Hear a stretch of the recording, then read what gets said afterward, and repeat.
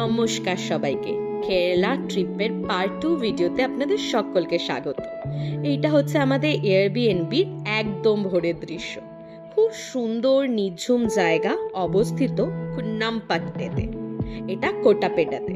এই গাছটার ঠিক পেছনে রয়েছে চেমব্রা পিক। এরপর আমরা বেরিয়ে পড়েছিলাম ওয়ায়ানাডের সুন্দর এই রাস্তাগুলোতে ডিসকভার করতে।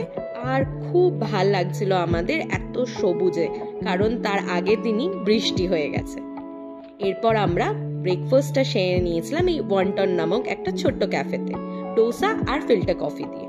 তারপর রাস্তায় ঘুরতে ঘুরতে খিদে পেয়ে যাওয়ার জন্য কেরালার ফেমাস সাদ্যাটা খেয়ে নিলাম। সঙ্গে ছিল গোট ফিশ ফ্রাই।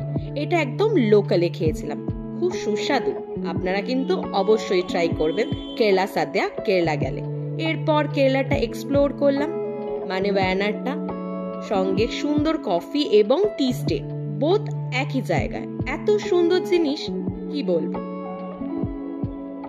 এর পরের দিন আমরা চলে গেছিলাম কাবিনি জঙ্গল সাফারিতে, যেখানে দেখে নিয়েছিলাম অনেক অ্যানিমেল, যেমন এই স্পটেড ডিয়ার।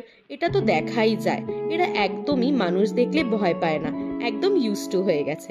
এরপর দেখেছিলাম পিকক, সাম্বা হরিণ, হাতি, ওয়াইল্ড ফক্স, আরো কত কি।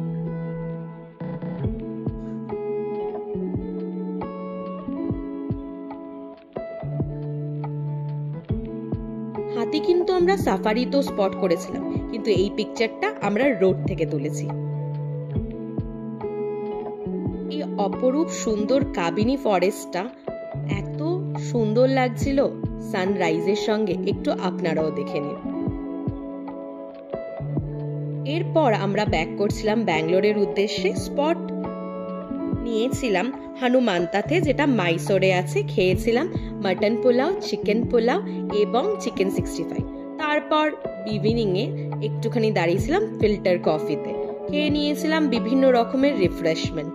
এই শেষ হলো আমাদের কেরালা ট্যুর।